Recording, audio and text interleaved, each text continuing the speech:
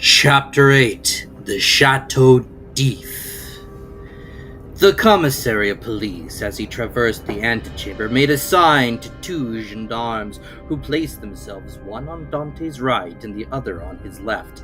A door that communicated with the Palais de Justice was opened, and they went through a long range of gloomy corridors whose appearance might have made even the boldest shudder.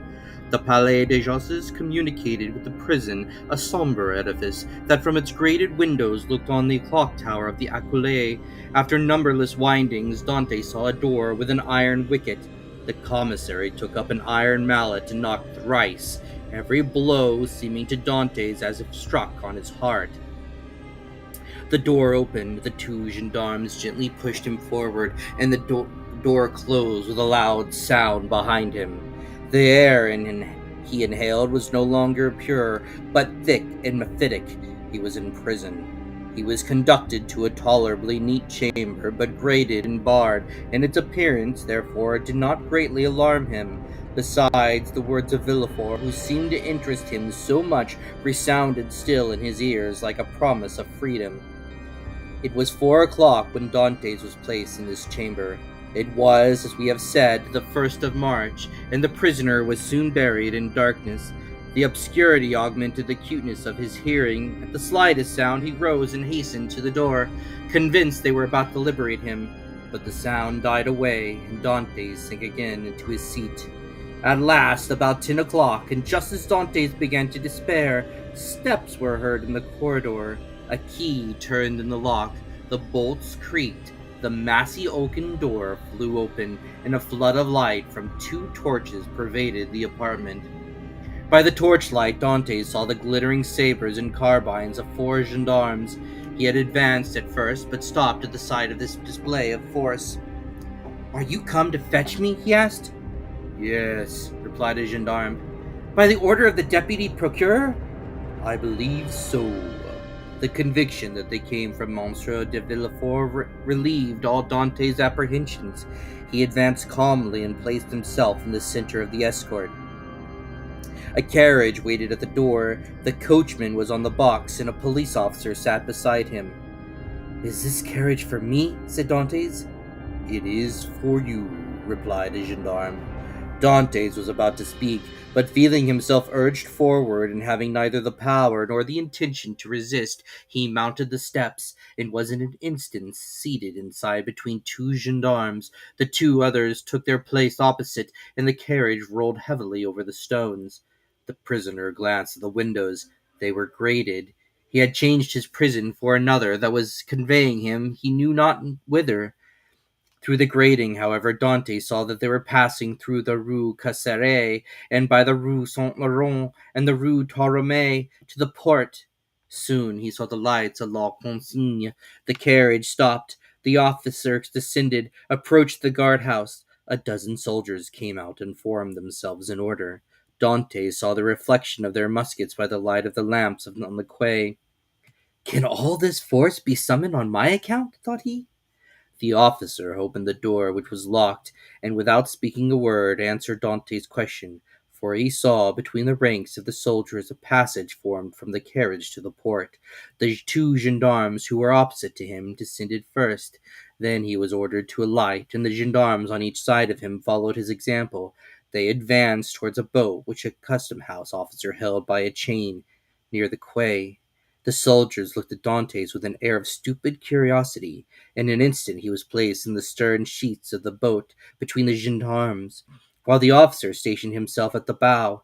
A shove sent the boat adrift, and 4 sturdy oarsmen impelled it rapidly towards the pylon. At a shout from the boat, the chain that closed the mouth of the port was lowered, and in a second they were, as Dantes knew, in the Friole and outside the inner harbor. The prisoner's first feeling was of joy at again breathing the pure air, for air is freedom.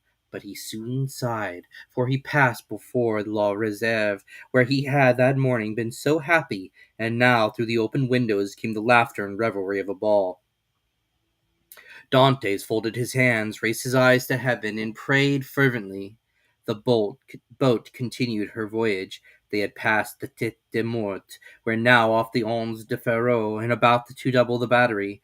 This maneuver was incomprehensible to Dantes. "Whither are you taking me?" he asked. You will soon know. But still, we are forbidden to give you any explanation.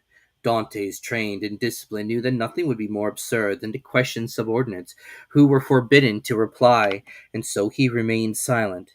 The most vague and wild thoughts passed through his mind. The boat they were in could not make a long voyage. There was no vessel at anchor outside the harbor. He thought perhaps they were going to leave him on some distant point. He was not bound, nor had they made any attempt to handcuff him. This seemed a good augury. Besides, had not the deputy who had been so kind to him told him that provided he did not pronounce the dreaded name of Noirtier, he had nothing to apprehend? Had not Villefort in his presence destroyed the fatal letter, the only proof against him? He waited silently, striving to pierce through the darkness. They had left the Ile Ratonneau, where the lighthouse stood, on the right, and were now opposite the Point des Catalans. It seemed to the prisoner that he could distinguish a feminine form on the beach, for if it was there, Mercédès dwelt. How was it that a presentiment did not warn Mercédès that her lover was within 300 yards of her? One light alone was visible, and Dante saw that it came from Mercédès' chamber. Mercédès was the only one awake in the whole settlement. A loud cry could be heard by her, but pride restrained him, and he did not utter it. What would his guards think if they heard him shout like a madman? He remained silent, his eyes fixed upon the light. The boat went on, but the prisoner thought only of Mercédès. An intervening elevation of land hid the light. Dantes turned and perceived that they had got out to sea. While he had been absorbed in thought, they had shipped their oars and hoisted sail. The boat was now moving with a speed. In spite of his repugnance to address the guards, Dantes turned to the nearest gendarme and taking his hand, "Comrade," he said, "I adjure you, as a Christian and a soldier, to tell me where we are going. I am Captain Dantes, a loyal Frenchman, though accused of treason. Tell me where you are conducting me, and I promise you on my honor I will submit to my fate." The gendarme looked irresolutely at his companion, who returned for answer a sign that said, "I see no great harm in telling him now." And the gendarme replied, "You are a native of Marseille and a sailor, and yet you do not know where you are going." "On my honor, I have no idea." "Have you no idea whatever?" "None at all." "That is impossible." "I swear to you it is true. Tell me, I entreat you." "But my orders—" "Your orders do not forbid you telling me what I must know in 10 minutes, in half an hour, or an hour. You see, I cannot escape, even if I intended." "Unless you are blind or have never been outside the harbor, you must know." "I do not." "Look round you, then." Dantes rose and looked forward. When he saw rise within 100 yards of him the black and frowning rock on which stands the Chateau d'If. This gloomy fortress, which has for more than 300 years furnished food for so many wild legends, seemed to Dantes like a scaffold to a malefactor. "The Chateau d'If!" cried he. "What are we going there for?" The gendarme smiled. "I'm not going there to be imprisoned," said Dantes. "It is only used for political prisoners. I have not committed no crime." "Are there any magistrates or judges at the Chateau d'If?" "There are only," said the gendarme, "a governor, a garrison, turnkeys, and good thick walls. Come, come, do not look so astonished, or you will make me think you are laughing at me in return for my good nature." Dantes pressed the gendarme's hand as though he would crush it. "You think, then," said he, "that I am taken to the Chateau d'If to be imprisoned there?" "It is probable, but there is no occasion to squeeze them so hard." "Without any inquiry, without any formality?" "All the formalities have been gone through. The inquiry is already made." "And so, in spite of Monsieur de Villefort's promises—" "I do not know what Monsieur de Villefort promised you," said the gendarme, "but I know we are taking you to the Chateau d'If. But what are you doing?" "Help, comrades, help!" By a rapid movement, which the gendarme's practiced eye had perceived, Dante sprang forward to precipitate himself into the sea, but four vigorous arms seized him at his feet, quitted the bottom of as his feet quitted the bottom of the boat. He fell back cursing with rage. "Good," said the gendarme, placing his knee on his chest. "Believe soft-spoken gentlemen again. Harkye, my friend. I have disobeyed my first order, but I will not disobey the second, and if you move, I will blow your brains out." and he leveled his carbine at Dantès, who felt the muzzle against his temple. For a moment the idea of struggling crossed his mind, and of so ended the unexpected evil that had overtaken him. But he bethought him of Monsieur de Villefort's promise, and, besides, death in a boat from the hand of a gendarme seemed too terrible. He remained motionless, but gnashing his teeth and wringing his hands with fury. At this moment the boat came to a landing with a violent shock. One of the sailors leaped on shore, a cord creaking as it ran through a pulley, and Dantès guessed they were at the end of the voyage, and that they were mooring the boat. His guards, taking him by the arms and coat collar, forced him to rise, and dragged him towards the steps that led to the gate of the fortress, while the police officer, carrying a musket with fixed bayonet, followed behind. Dantès made no resistance. He was like a man in a dream. He saw soldiers drawn up on the embankment. He knew vaguely that he was ascending a flight of steps. He was conscious that he passed through a door, and that the door closed behind him. But all this indistinctly as through a mist. He did not even see the ocean, that terrible barrier against freedom, which the prisoners looked upon with utter despair. They halted for a minute, during which he strove to collect his thoughts. He looked around. He was in a court surrounded by high walls. He heard the measured tread of sentinels, and as they passed before the light, he saw the barrels of their muskets shine. They waited upwards of 10 minutes, certain Dantès could not escape. The gendarme released him. They seemed awaiting orders. The orders came. "Where's the prisoner?" said that voice. "Here," replied the gendarme. "Let him follow me. I will take him to his cell." "Go," said the gendarmes, thrusting Dantès forward. The prisoner followed his guide, who led him into a room almost underground, whose bare and reeking walls seemed as though impregnated with tears. A lamp placed on a stool illumined the apartment. The apartment faintly, and showed Dantès the features of his conductor, an under-jailer, ill-clothed and of sullen appearance. "Here is your chamber for tonight," said he. "It is late, and the governor is asleep. Tomorrow, perhaps, he may change you. In the meantime, there is bread, water, and fresh straw, and that is all a prisoner can wish for. Good night." And before Dantès could open his mouth, before he had noticed where the jailer placed his bread or the water, before he glanced towards the corner where the straw was, the jailer disappeared, taking with him the lamp and closing the door, leaving stamped upon the prisoner's mind the dim reflection of the dripping walls of his dungeon. Dantès was alone in darkness and in silence, cold as the shadows that he felt breath on his burning forehead. With the first dawn of day the jailer returned, with orders to leave Dantès where he was. He found the prisoner in the same position as if fixed there, his eyes swollen with weeping. He had passed the night standing and without sleep. The jailer advanced. Dantès appeared not to perceive him. He touched him on the shoulder. Edmond started.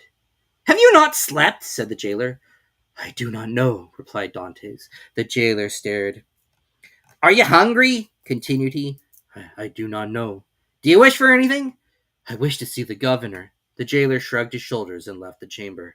Dantès followed him with his eyes, and stretched forth his hands towards the open door, but the door closed. All his emotion then burst forth. He cast himself on the ground, weeping bitterly, and asking himself what crime he had committed that he was thus punished. The day passed thus. He scarcely tasted food, but walked round and round the cell like a wild beast in its cage. One thought in particular tormented him, namely, that during his journey hither he had sat so still, whereas he might have dozen times have plunged into the sea, and thanks to his powers of swimming, for which he was famous, have gained the shore, concealed himself until the arrival of a Genoese or Spanish vessel, escaped to Spain or Italy, where Mercédès and his father could have joined him. He had no fears as to how he should live. Good seamen are welcome everywhere. He spoke Italian like a Tuscan and Spanish like a Castilian. He would have been free and happy with Mercédès and his father, whereas he was now confined in the Chateau d'If, that impregnable fortress, ignorant of the future destiny of his father and Mercédès. And all this because he had trusted de Villefort's promise. The thought was maddening, and Dantès threw himself furiously down on his straw. The next morning, at the same hour, the jailer came again. "Well," said the jailer, "are you more reasonable today?" Dantès made no reply. "Come, cheer up. Is there anything I could do for you?" "I wish to see the governor." "I have already told you it was impossible." "Why so?" "Because it's against the prison rules, and prisoners must not even ask for it." "What is allowed, then?" "Better fare, if you pay for it, books, and leave to walk about. I do not want books. I am satisfied with my food, and I do not care to walk about. But I wish to see the governor. If you worry me by repeating the same thing, I will not bring you any more to eat. Well then, said Edmund, if you do not, I shall die of hunger. That is all. The jailer saw by his tone he would be happy to die, and as every prisoner is worth 10 sous a day to his jailer, he replied in a more subdued tone, What you're asking is impossible, but if you're very well behaved, you will be allowed to walk about, and some day you will meet the governor, and if he chooses to reply, that is his affair. But, asked Dantès, how long shall I have to wait? A month? 6 months? A year? It is too long a time. I wish to see him at once. Said the jailer, do not always brood over what is impossible, or you will be mad in a fortnight. You think so? Yes, we have an instance here. It was by always offering 1,000,000 of francs to the governor for his liberty that an abbé became mad, who was in this chamber before you. How long has he left it? 2 years. Was he liberated then? No, he was put in a dungeon. Listen, said Dantès, I am not an abbé. I am not mad. Perhaps I shall be, but at present, unfortunately, I am not. I will make you an offer. What is that? I do not offer you 1,000,000 because I have it not, but I will give you 100 crowns if the first you go to Marseille, you will seek out a young girl named Mercedes at the Catalan and give her 2 lines for me. If I took them and were detected, I should lose my place, which is worth 2,000 francs a year, so that I should be a great fool to run such a risk for 300. Well, said Dantès, mark this. If you refuse at least to tell Mercedes I am here, I will some day hide myself behind the door, and when you enter it, I will dash out your brains with a stool. Threats! Cried the jailer, retreating and putting himself on the defensive. You are certainly going mad. The abbé began like you, and in 3 days you will be like him, mad enough to tie up. But, fortunately, there are dungeons here. Dantès whirled the stool around his head. All right, said the jailer. All right, since you will have it so, I will send word to the governor. Very well, returned Dantès, dropping the stool and sitting on it as if he were in reality mad. The jailer went out and returned in an instant with a corporal and 4 soldiers. By the governor's order, said he, conduct the prisoner to the tier beneath. To the dungeon, then, said the corporal. Yes, we must put the madman with the madmen. The soldiers seized Dantès, who followed passively. He descended 15 steps, and the door of a dungeon was opened, and he was thrust in. The door closed, and Dantès advanced with outstretched hands until he touched the wall.